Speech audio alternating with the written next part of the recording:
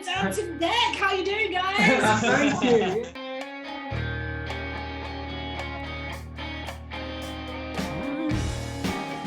It's like watching a film, but then all of a sudden we're in a film.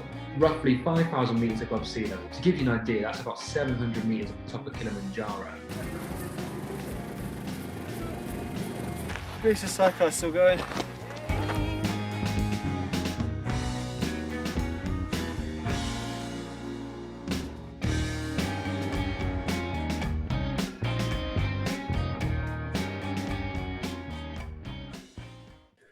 Hello, everybody. Again, I'm back. It's Graham Hoskins from Adventure Bike TV, joined by Elspeth Beards. So, who just watching that film, it's an incredible thing that you did, and when you did it as well. And so, going back to this was early 80s. You were very young. What was it that made you want to go and do that in the first place? Well, that's slightly complicated, but I'll try and do the short answer.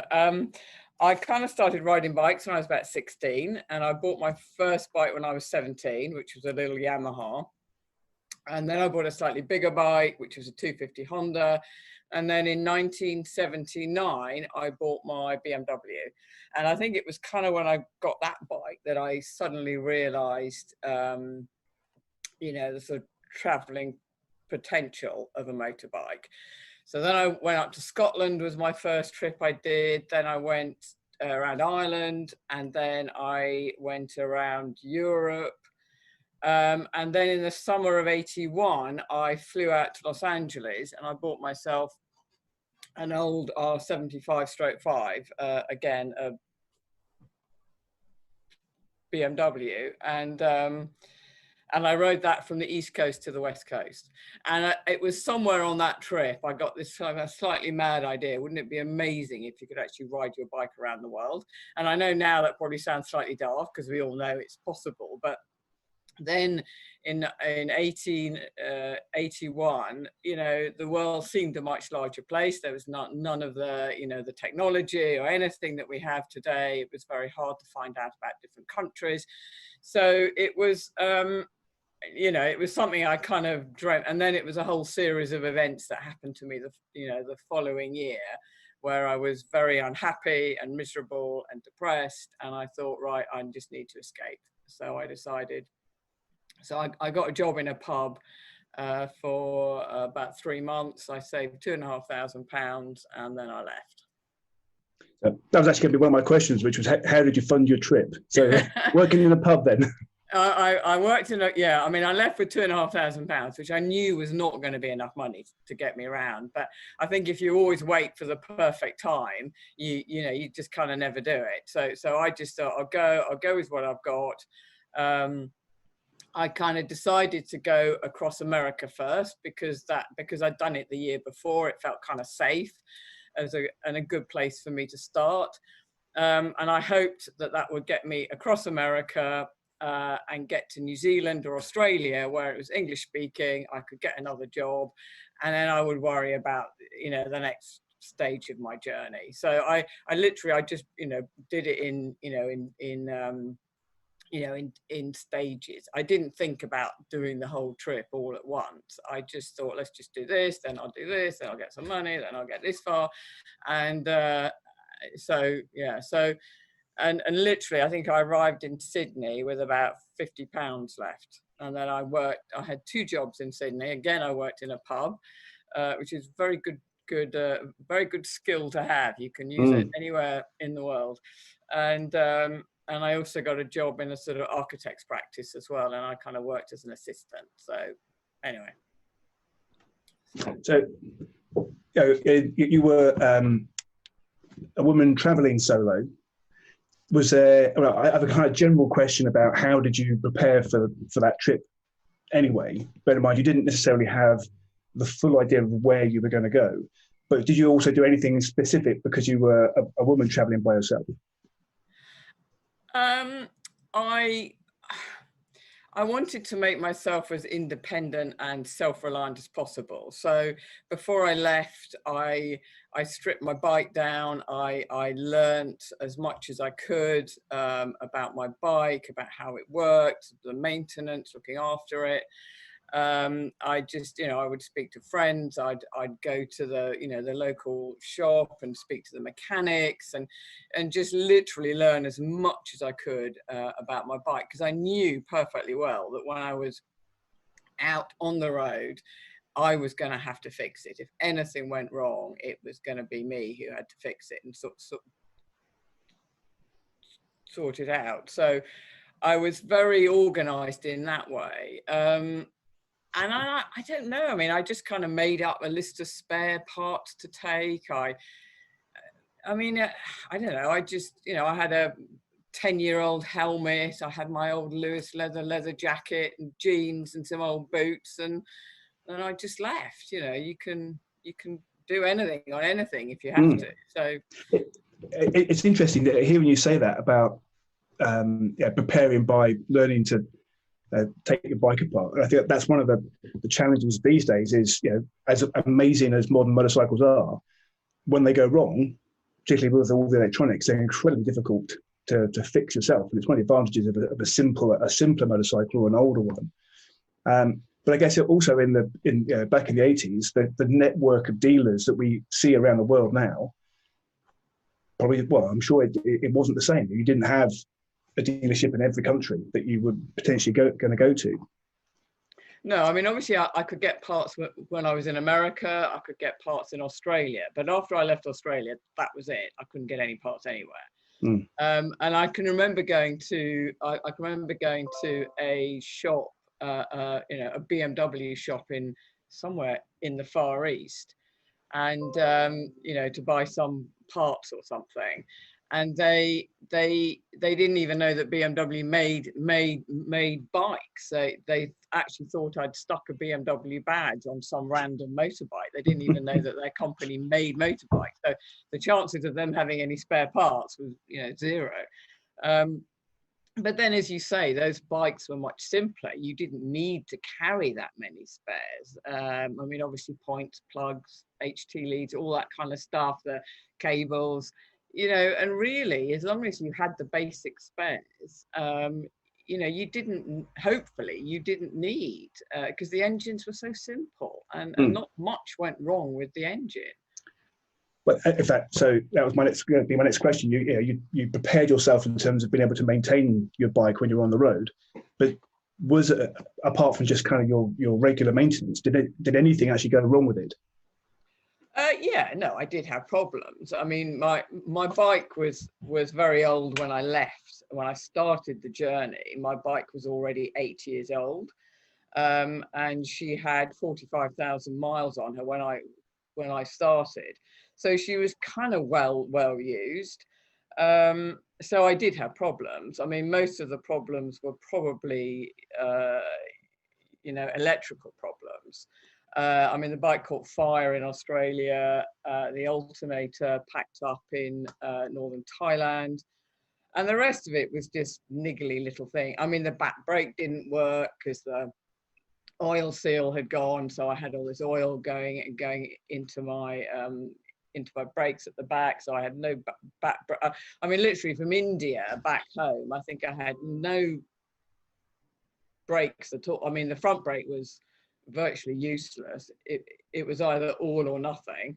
The back brake barely worked. My clutch was slipping, so I learned how to ride and change gear without using the clutch, apart from when I used to take off.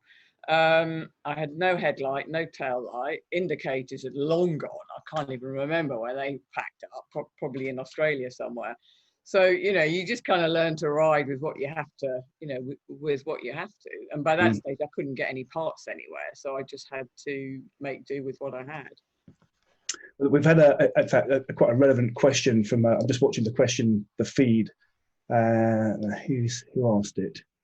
So this was Ethan Hardwick. So Ethan asked, if you did the trip now, what bike would you choose?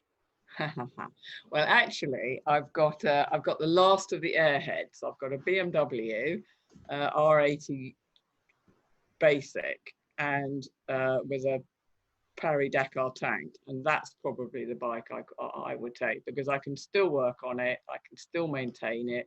I don't need to rely on anybody to help me to service it. I can do it all myself.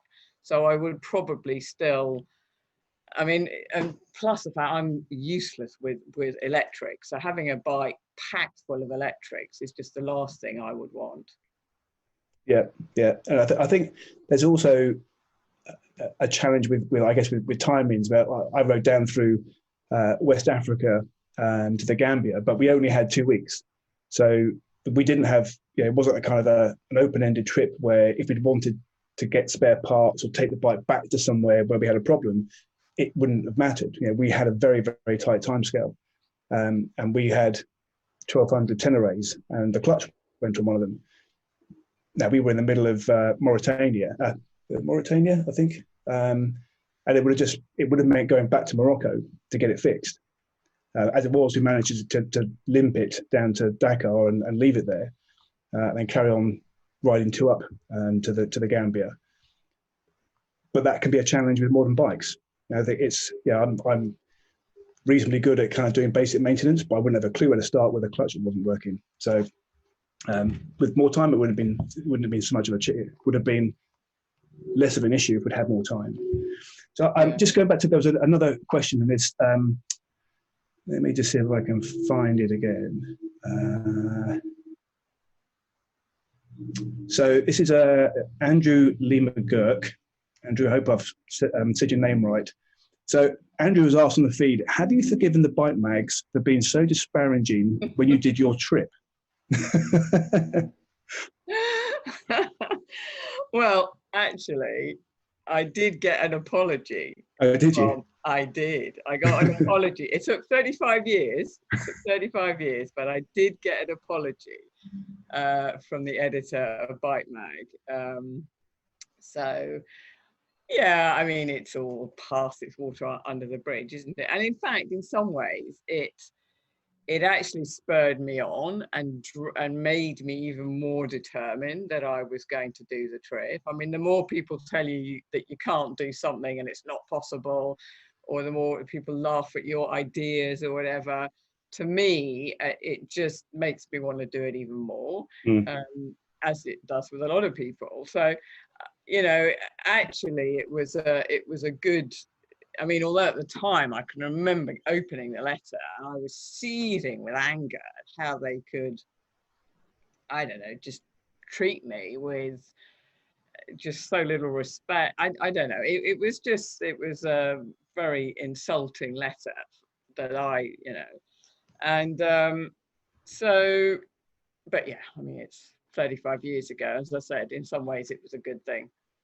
Yeah, so it's nothing like somebody telling you you can't do it or shouldn't do it to motivate you to do that. Absolutely, yeah, I'm very similar. So another question as well. So I've got loads of questions coming up here.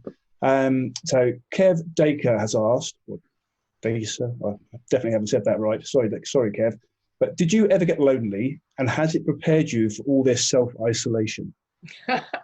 Actually, I was saying to somebody the other day that riding a motorbike around the world on your own is the perfect training for self-isolation. It is, I mean, all of this, I am not in the slightest bit, I'm just taking it all in my stride. Doesn't affect me. Well, I mean, it obviously affects me. I can't see my friends and things, but apart from that, I'm absolutely fine. So yeah, no, I definitely think it does. And I did get very lonely. I really did. And it was a strange sort of I mean, obviously there's the lonely being on the road for riding hundreds and hundreds of miles, and you camp every night on your own and you don't. But it was also, I found that actually riding the motorbike sort of kind of set me apart from sort of everybody, really. My friends and my family didn't understand what I was doing, so they didn't really, and then when I would go to a backpacker's place, because I was on a motorbike, I was seen as a different sort of person, and so I didn't really fit in anyway, or anywhere. And And so it was very, very lonely. Yeah, I did get those. It's really interesting you say that, because when I talk to people about why I love going on trips on bikes, I found generally, and maybe it's a timing thing, but generally I found people are very open to it, and because you're not behind the glass doors of a car or a coach or whatever, they want to come over and they generally are interested and want to find out what you're doing, why you're doing it.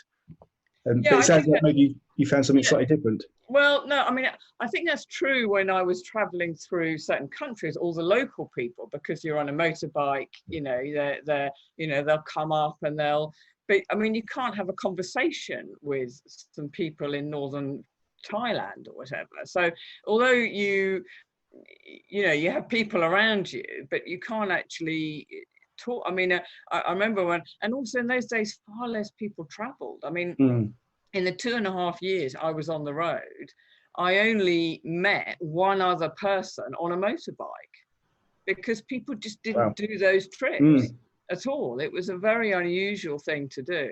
And people just didn't really, I mean, there wasn't people had started to backpack obviously in the 60s and the 70s, but riding motorbikes on long, just people hadn't really, it wasn't a thing that, that people did. So talking to people you met, this was one of the questions I had for you. Somebody else has asked it as well. In your film, you say that you fell in love in Kathmandu. So what was the story, and did you stay together? Well, yeah, we met in Kathmandu, and then we agreed to meet up again in India, because I wanted to see a part of India that Robert had already seen. So we arranged to meet up in 2 months' time in Agra in some campsite or something. And we met, and then we started traveling, and we went around sort of Rajasthan, and then right up the northern part of India to Leh and Ladakh. And yeah, and then we fell in love, and that was probably the highlight of my trip, actually. And it was so nice traveling with somebody else, having been on my own for over a year and a half at that stage. And it just gets tiring. You get tired of having to make every decision and always find your way. And every time your bike goes wrong, you have to work it out yourself. You've got no one to talk to, nobody discussing, nobody to, and it just gets exhausting having to make every single decision about everything. And some of the decisions that you make are, can be life and death decisions. And so and just to have somebody, I mean, apart from the company and in the evenings having somebody to talk to around the campfire or whatever, it's just having, and it's the simple things. If you're on your own and you're ill, I mean, really ill, and I got very ill, you've got nobody to go out and get food for you. You've got nobody to go out and, and it's these basic, simple things. And if one of the bike breaks down, the other person can ride ahead and get some more petrol and ride. But it's all these little things that when you there's more than 2 bikes, you just take for granted. But when you travel on your own, it's all on you, and I found it got quite exhausting. So bearing that in mind, what advice would you give? And this is a question that's popped up in several different kind of shapes and formats on the feed. But what advice would you give either kind of your younger self when you were about to go, or to anybody now who was thinking about doing that kind of trip? What would be your advice? Well, obviously do it, apart from go ahead and do it. I mean, I think, because people ask me, why did you do it on your own? And, I didn't set out to do it on my own. It was just, there wasn't anybody that I knew at that time who wanted to do that sort of trip, and I really wanted to do it. So I thought, well, I'll do it anyway. And I mean, you hear many stories of people, where they set off as a pair or a group or whatever, and then the whole thing falls apart anyway. So you have to travel, but I think if you can travel with somebody, it's definitely the better you know, the better thing to do, but it has to be the right person. Obviously, I think if you're traveling with the wrong person, it's almost worse. Yeah. So I think it's definitely got to be the right person, but if you can find that right person to travel with, then that's definitely what I would advise. Yeah. Oakley dokley. So that was obviously Elspeth Beard and Graham Hoskins of Adventure Bike TV. Yeah. Absolutely loved that one. It was great again to have Graham come on in place of us for the Q&A. Nice little break for people. Did a cracking job. Thanks for that, Graham. Thanks for coming on as Elspeth as well. It was lovely watching him have a chat about Elspeth's time on the road back in the 80s. So that was absolutely brilliant. We're getting towards the end of this Armchair Adventure Festival content, I think. We've got a few more to go from the original festival. We obviously as well have had some special guests at our film nights as well. So if you miss some of them, they'll be coming back at some point in the future. But yeah, a few more to go still nonetheless. Who is next, Matthew? Next up, Reese, we've got Craig and Amy from Kinging It. They do lots of funky things in some cool vehicles all over the world, and they were chatting to us about their Mongol rally experience, driving crap car from the UK to Mongolia. So really cool trip. They got some funky stuff, great little presentation. It's a good one. People really enjoyed this on the day. So yeah, it should be a corker. We're going to play that next week on our YouTube channel. Of course, if you do want to watch it now, I'm going to get it uploaded onto our Patreon page. Reese is going to go and iron his t-shirt. So I think that's what we're going to do next. Sound good to you, Reese? Yeah, it's still in the crease, isn't it, I suppose? Yeah. I don't know if I've got an iron, but I'll see what I can do. But yeah, I'll come back creaseless next week, where we reflect on Craig and Amy from Kinging It and look at who's next. But of course, if you do want to see me in a completely creaseless top right now, you can just hop over to our Patreon page and you'll be able to watch Craig and Amy now, but more importantly, you'll be able to find out if I'm a top for just $1. Perfect. Why wouldn't you do that? Don't know. Really worthwhile stuff. Okay, so we'll see you next week when there'll be more Armchair Adventure Festival content.